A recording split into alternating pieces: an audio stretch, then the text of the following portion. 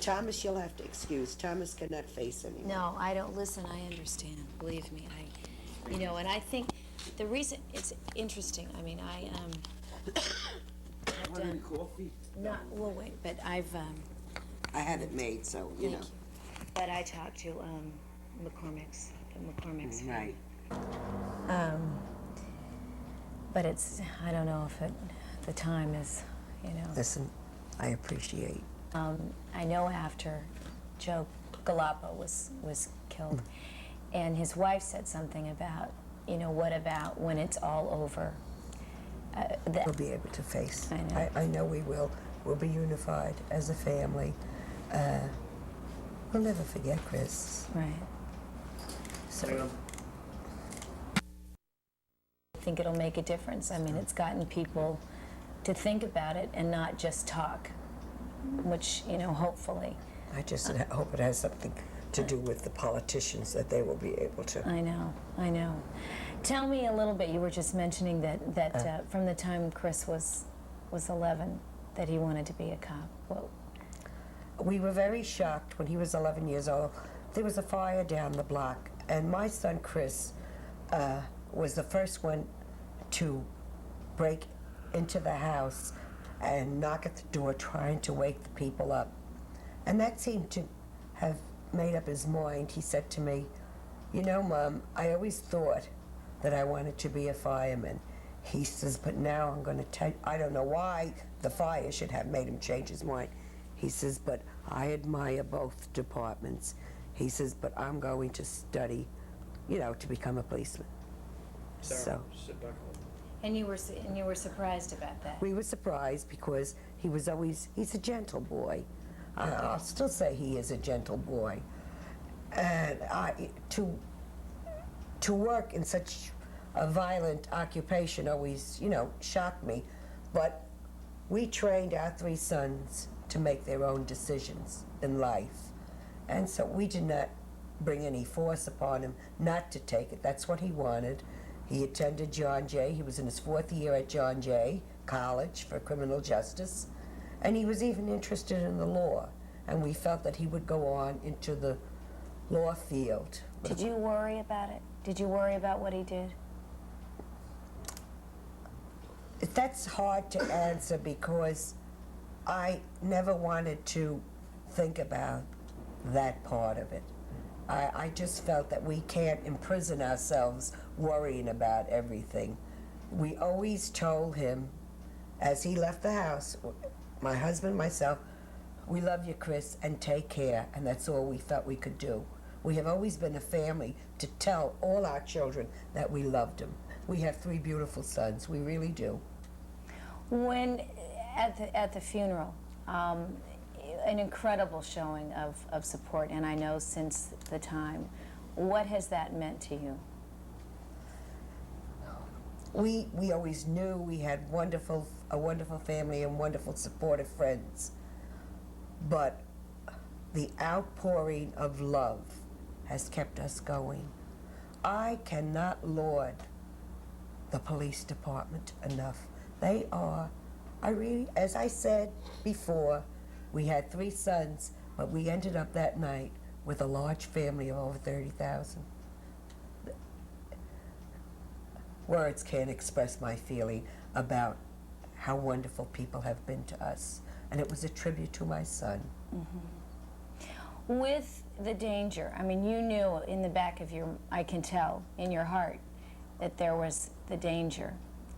And you just didn't want to get involved in that, though. No, it wasn't that I didn't want to get involved, but I think you can ask, wives may feel differently, but you can ask any policeman's mother that they will not think about it. In their way, they'll always say, God, keep him safe, but it's not something we want to think about. A wife, it's different. He leaves her every morning, and he goes out, and I'm sure she's worried, sick, every time he leaves the door. A mother feels he's a grown man, he's made his decision, and may God be with him, and I'm not going to worry that, I'm not going to think he might not come home tonight, because I know he'll come home. And then Tuesday, you said the events you mentioned that part about the news, which is, I mean, when you heard it, did they call? Was it the effect? Did you just not believe that it was? No, they called us up and they said he was in an accident. My husband took the phone call. He was in an accident, and would we come to the police were coming to pick us up, and we would go to the hospital. Just before we got to the Brooklyn Battery Tunnel, a phone call came through, and they said there were 2 squad cars to escort us. And then we both felt there was something more dangerous. And then when because we were told St. Luke's, we thought it was downtown. But when we heard it was St. Luke's on 105th Street, wherever, we knew that it was job related. And when we got into the hospital, 3 priests and the police department met us, and they set us down and they told us that he had been shot in the chest. And then I said to them, there's more, please tell me, I can take it. I want to know everything. And they said, well, he was very critical, he was shot in the chest, but he was also shot in the head. And then when I heard that, the first thing I did is ask to go up to the chapel, and I prayed. And I prayed so hard, and I came back. And then we saw the mayor, who was so compassionate, it was unbelievable, and the commissioner. And when my husband saw them, he put his hands to his face and he said, oh my God. You know, we knew then that, you know, Christopher was gone from us. How do you think you're going to deal with this now? I mean, where is your strength coming from? Oh, I think our strength is coming from my faith and from my family. I'll always remember him as a beautiful,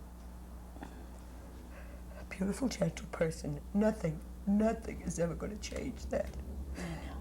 As a mother, my son could have been on the front page of the paper for some drug-related crime.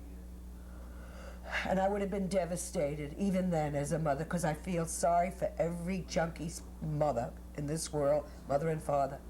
But at least I had the satisfaction of knowing my son at least died a hero. It's some consolation. It's not going to return him, but we can walk proudly. You sure can.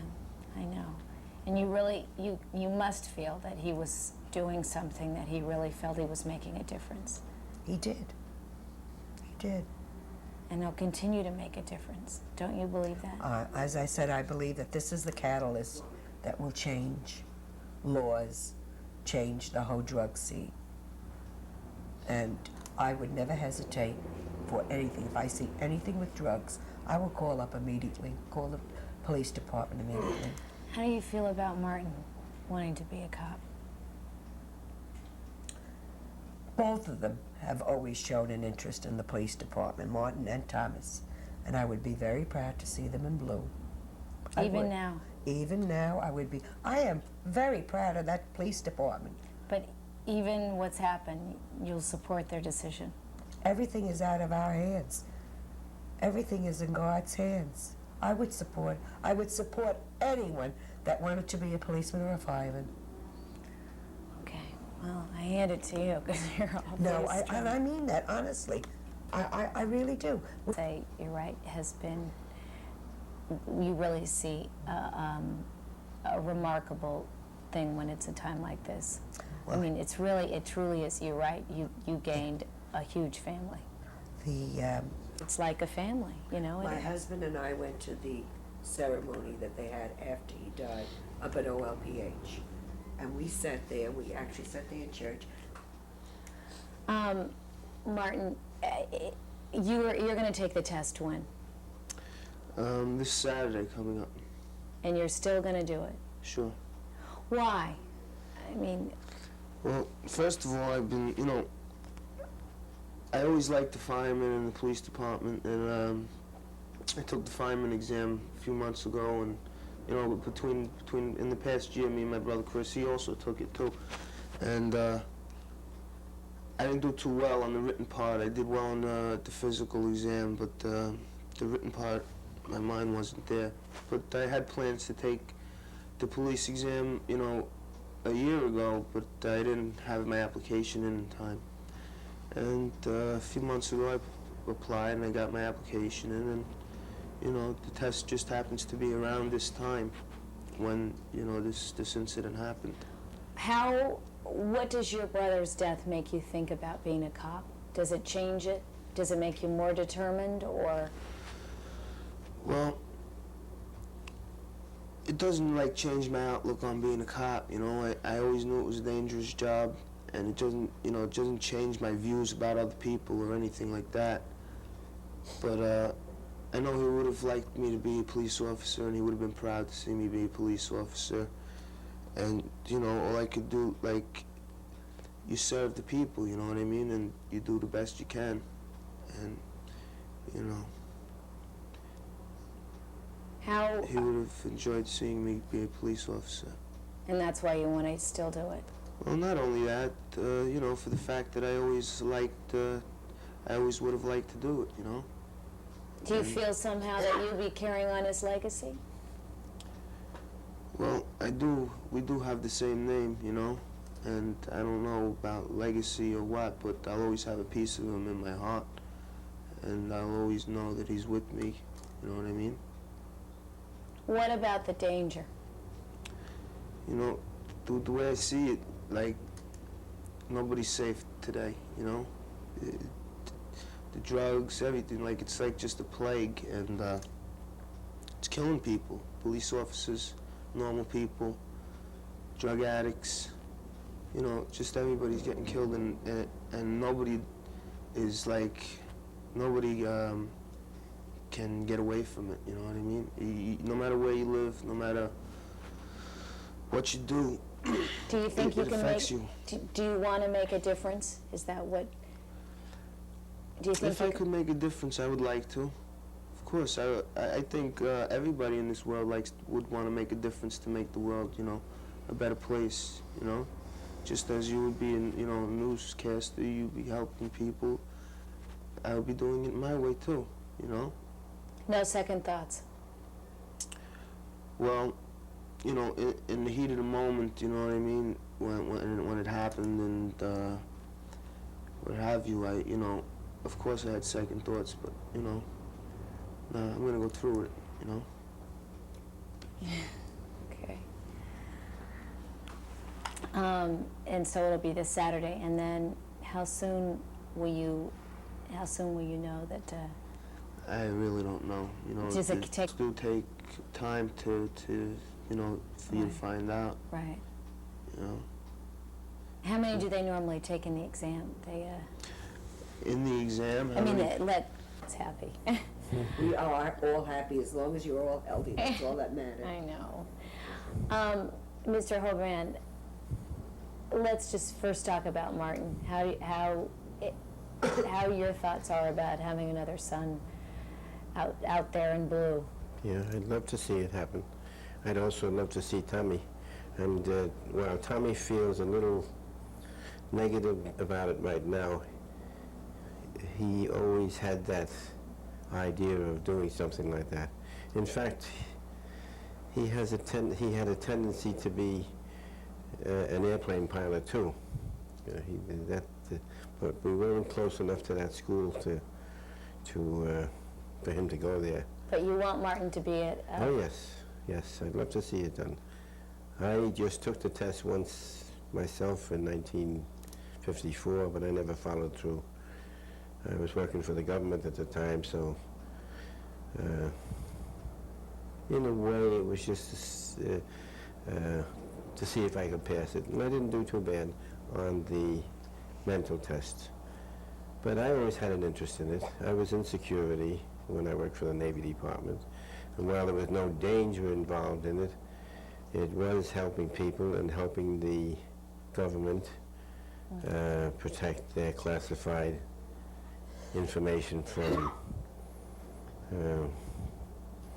bad characters. So even in light of this, you can still see another son out there. Why? Why? Because it's serving humanity. And while a lot of people don't think that there's love in it, I think there's an awful lot of love. Because we all should serve We all are servants, actually.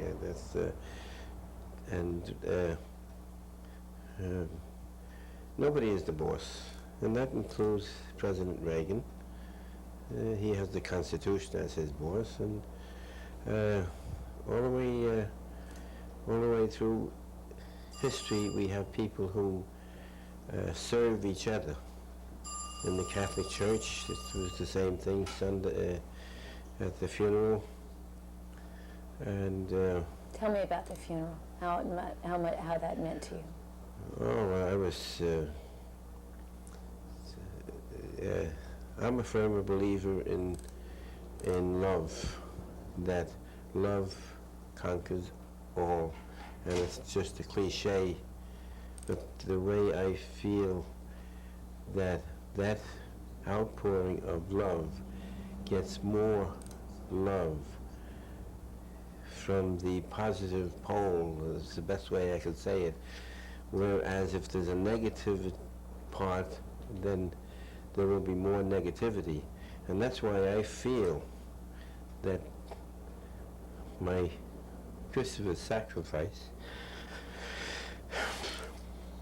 will motivate a lot of people. You can see it already. The Congress passed legislation, and now the President is ready to sign it. And these are the kinds of things that has been going on in history all the time. When something is woefully wrong, some people are sacrificed to gain. You can look at diseases, or. How do you want people to remember Chris?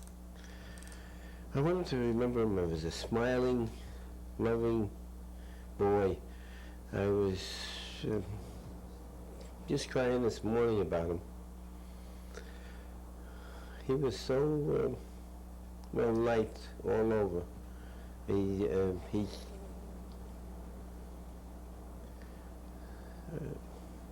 I want him to be remembered as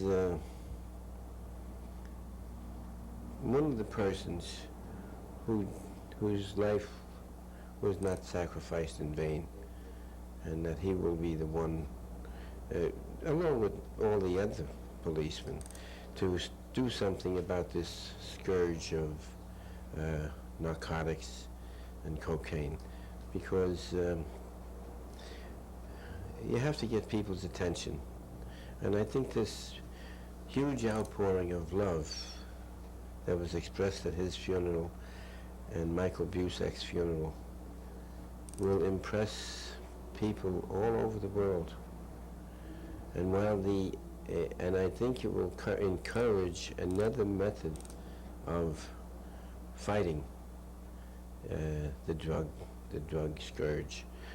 There'll be more people, excuse the expression, I talk kind of in Navy terms sometimes, but there'll be more people putting their oars in the water as a result of Chris's sacrifice. So you think he's really, not only did he make a difference on the street, but he'll make a difference in history. It's hard to say. You can't, but there will be an impact. It's hard to say how much, but it will be he will be remembered for that.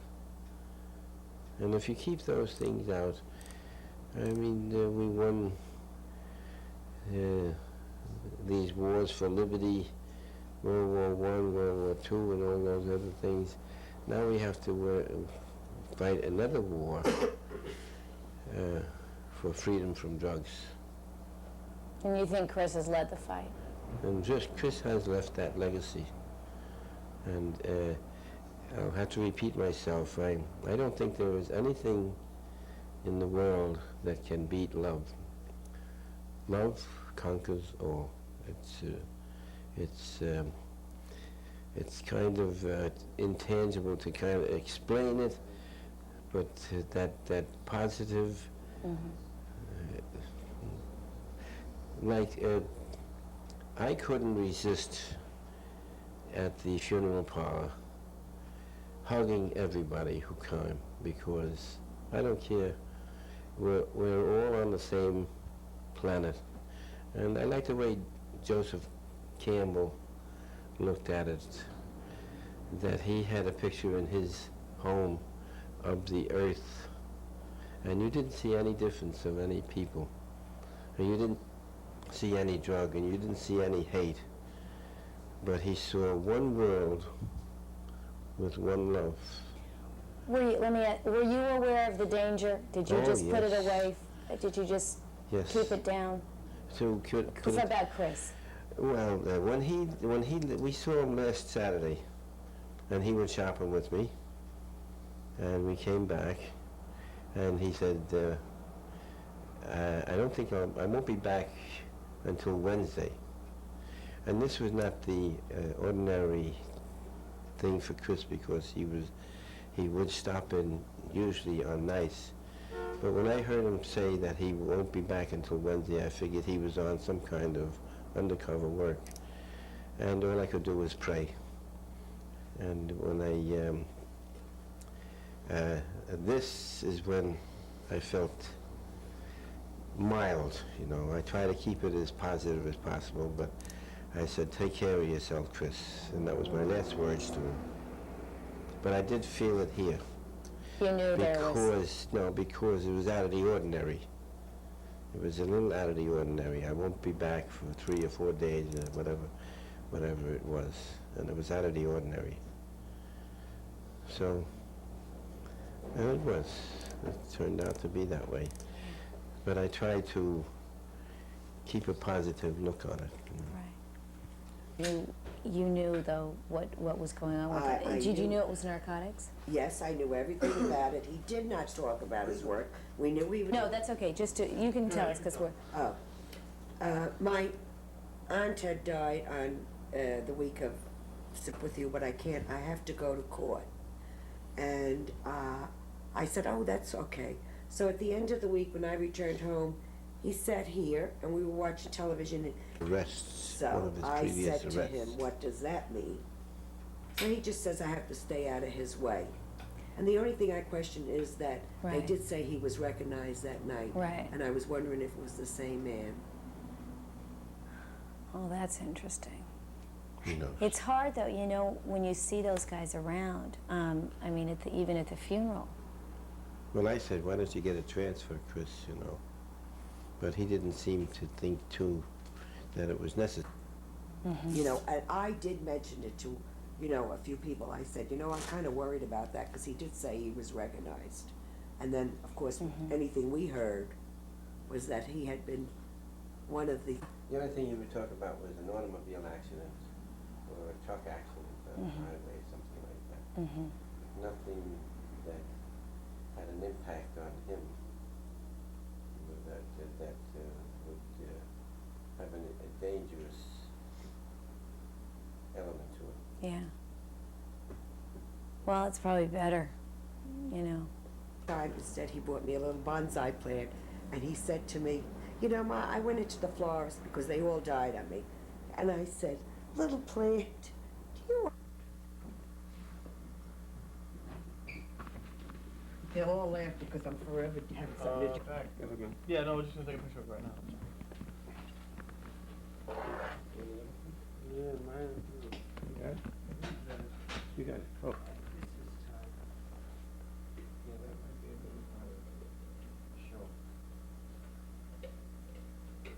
I don't know if that's any better, but that's him in front of the Christmas tree. They took that for the Sunset News and all reporter. So they took all these pictures, huh? Yeah. And another 5 pounds on haven't eaten. Churchin. I don't know how to tell you. I can't explain to you. He was just like it today. But I know that you people have to do your job, and I want everyone to know what he was like. He was...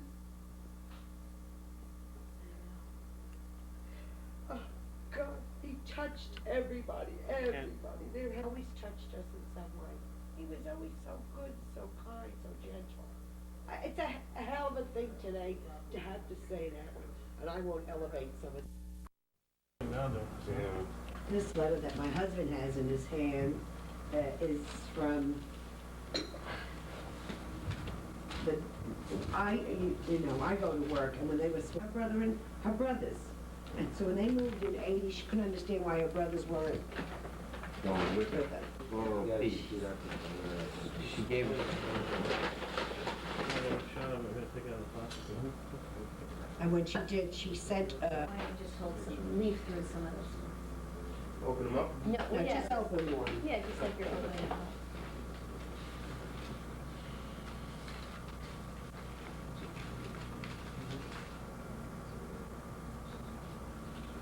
Well, I Yeah. understand, so, you know, where is he? It says, guiding an exceptional child as an exceptional accomplishment. The guild for exceptional children acknowledges with gratitude the donation and honor of Christopher Hoban from Tina Tracy Jr. and Kathy Nielsen. This gift will guide a departed child today to a better way of life tomorrow. Isn't that nice? You have that right down here. That, very, Russell Smith. yes. At the home of the You know, his name, Tom Collins, you know. Swimming? It's just the second picture. And then, when they should take him to Yeah, I the wouldn't think you could get it back once. Good. Charge into me and like, get out. Oh, I know, yes, no, and I fell down, and I'd be terribly wounded. and that's how you want to That's right. Good for The you. best, free. But when they 73. Before that, we lived across the street. Did the actually from the church, you know. Right across from the church. So I'll come in the neighborhood. Oh, well, Oh, yeah, then, I was born right up here in the house on 56th Street. Before the hospital. in fact, he got good fellowship, the good sportsmanship. Oh, The many big one. times. The big one, many, yes, Times, yeah. many times. We really have a lot to look back on. The work syndrome in this house, they all have it. I'm not going back for a week. Well, I'm not going back to Florida. 2 weeks. Okay, so easy does it. That's cool. Okay. Easy does what he said. What about you?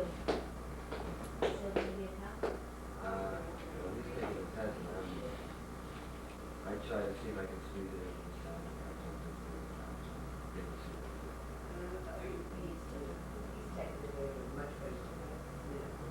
Because I always wanted to, that's why I took the test, and I really didn't want to, like, these just, and, just put it down, I just went to the atlas, and just thinking of it, they close. We what? Before, No, it's good for the who's the one, the white hair and the mustache? The policeman? Not the police child, I'm not sure who it is. No, not the white The hair. opposite. The shorter man. This was in Father Zamet. A shorter man, not a tall. Yeah, Yeah, but that was Zamet. Spanish or Italian or something. it's really neat. I looked at the Spanish stuff for Yeah, he was there to wait for that. Yeah. One of the days. Forget that. So many people's names I can't remember their names. But there was McCullough. McCullough was there, yeah. Yes, he was the police Oh, I chaplain. think too. that's, McCullough. That McCullough, he is, yeah, gray hair, Right. The guy. tall, yeah, That's the one. yeah. He spoke to few before. yeah, he's really. House, you know, this is the way I used to talk. So that she said to me, he never, my son didn't say it, but she said to me, he told me there was dust balls on here. Oh, but we laughed so hard. Yep, that'll do it. Smoke, too much smoke, she took it. Yeah. We couldn't hardly revive her. This girl up at Rocky Way, and she put the water on her and came to her. I think Calico's a pretty girl. Yeah, she's great. She is just great.